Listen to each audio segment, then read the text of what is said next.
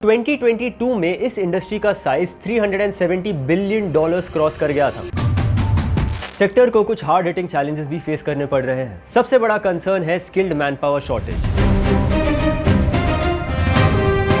दूसरी तरफ क्रॉनिक और लाइफस्टाइल डिजीजेस जैसे diabetes, cardiac ailments rapid pace पे ग्रो कर रहा है। कोविड-19 के बाद एक और मेजर शिफ्ट हुआ, डिजिटल हेल्थ केयर अडॉप्शन। इसकी शुरुआत होती है एंशिएंट इंडिया के ट्रेडिशनल मेडिसिन सिस्टम्स जैसे आयुर्वेदा से। कहानी इतनी सिंपल नहीं थी।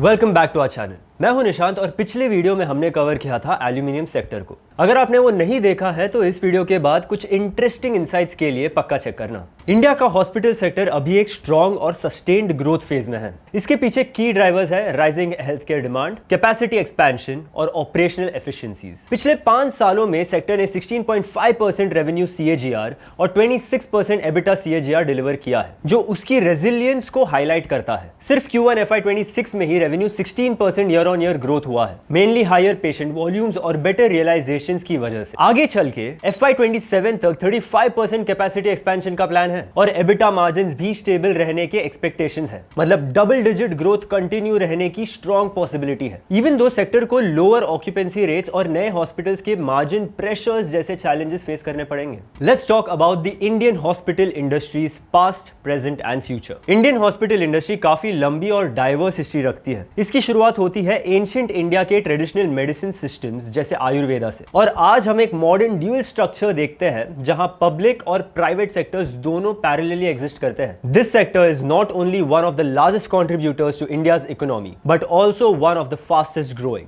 लेकिन साथ ही ये एक ऐसी इंडस्ट्री है जिसमें पोटेंशियल तो इमेंस है पर चैलेंजेस भी इक्वली बड़ी है। So let's dive into the history of the Indian hospital industry. Hospital sectors की शुरुआत एंशिएंट रूलर्स जैसे किंग अशोका से हुई, जिन्होंने सबसे पहले ऑर्गेनाइज्ड हॉस्पिटल्स एस्टैब्लिश किए। मॉडर्न हॉस्पिटल स्ट्रक्चर्स हाउएवर ज्यादातर ब्रिटिश कॉलोनियल पीरियड के टाइम डेवलप हुआ, जब फर्स्ट मेडिकल कॉलेजेस और इंस्टीट्यूशनल हॉस्पिटल सेटअप हुए।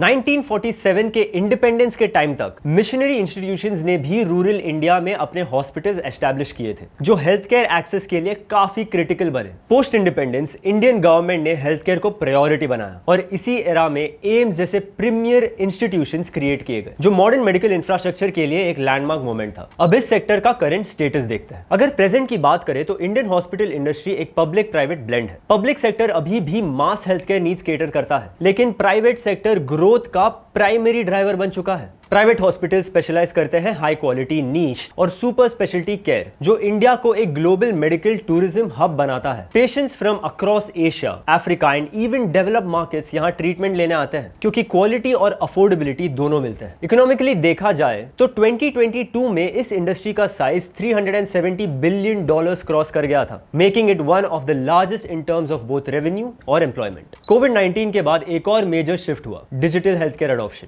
टेलीमेडिसिन, ई डायग्नोस्टिक्स और हेल्थ एप्स ने एक्सेस को और डेमोक्रेटाइज किया, specially tier 2 and tier 3 cities में। Now what is this sector's growth potential? Future growth story भी काफी कंपेलिंग है। एक तरफ इंडिया की बूमिंग और ageing population health care demand को एक्सेलरेट कर रही है, दूसरी तरफ क्रॉनिक और लाइफस्टाइल डिजीजेस जैसे diabetes, cardiac ailments rapid pace पे ग्रो कर रहा है। साथ ही राइजिंग हेल्थ अवेयरनेस और एक एक्सपैंडिंग मिडिल क्लास जो अपनी हेल्थ पे स्पेंड करना चाहती है, ये डिमांड को और प्रोपेल कर रहे हैं। गवर्नमेंट पॉलिसीज भी कैटलिस्ट बन रही है। आयुष्मान भारत जैसे फ्लैगशिप प्रोग्राम्स ने इंश्योरेंस बेस का एक्सेस एक्सपैंड कर दिया है। प्राइवेट इन्वेस्टमेंट्स भी अग्रेसिवली आ रहे हैं, particularly in tyre 2 and tyre 3 cities, जहां अभी भी health care infrastructure under penetrated है। नेट रिजल्ट, इंडस्ट्री पॉइज्ड है एक नेक्स्ट वेव ऑफ ग्रोथ के लिए। लेकिन कहानी इतनी सिंपल नहीं है। सेक्टर को कुछ हार्ड हिटिंग चैलेंजेस भी फेस करने पड़ रहे हैं। सबसे बड़ा कंसर्न है skilled man power shortage. Doctors और नर्सेज दोनों की डिमांड सप्लाई गैप है और ऊपर से अट्रिशन भी हाई है, क्योंकि प्रोफेशनल्स अब्रॉड अपॉर्चुनिटीज के लिए माइग्रेट करते हैं।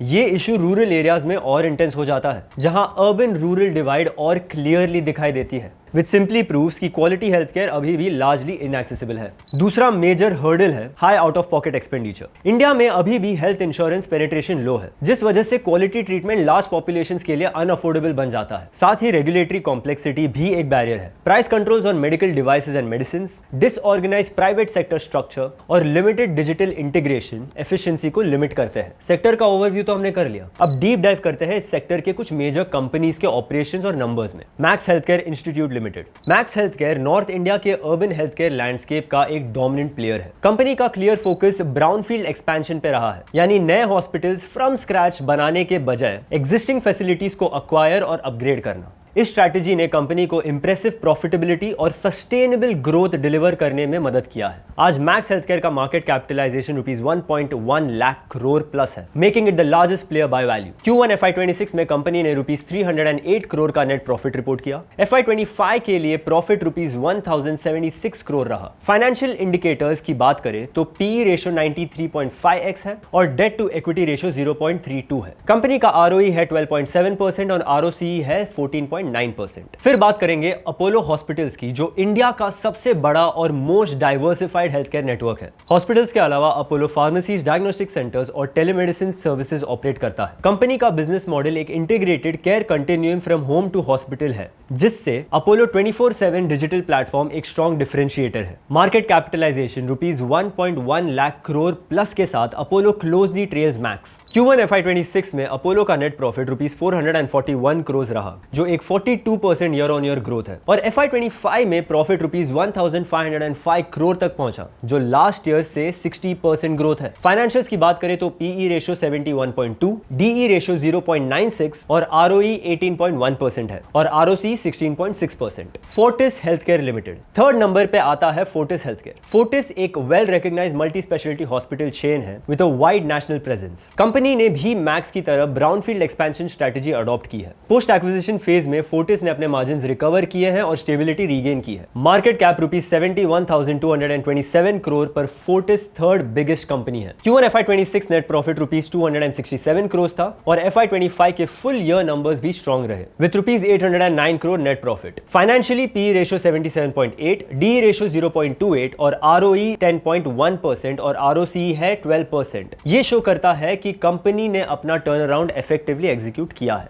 ग्लोबल हेल्थ लिमिटेड यानी मेदांता। ग्लोबल हेल्थ, जो मेदांता हॉस्पिटल चेन ऑपरेट करता है, अपने high and super speciality care के लिए जाना जाता है। मार्केट कैपिटलाइजेशन रुपीज 37,471 करोड़ है। Q1 FY26 में कंपनी ने रुपीज 159 करोड़ प्रॉफिट रिपोर्ट किया, almost 50% jump from Q1 FY25। साथ ही FY25 के full year profits rupees 481 crore report किए गए। पी रेशियो 65.7 है, जो इंडस्ट्री एवरेज के काफी क्लोज है। डी रेशियो 0.21 और ROE 16.5% और ROC है 19.7%। ये इंडिकेट करते हैं कि मेदांता अब एक स्ट्रॉन्गर फाइनेंशियल ट्रेजेक्टरी पे है।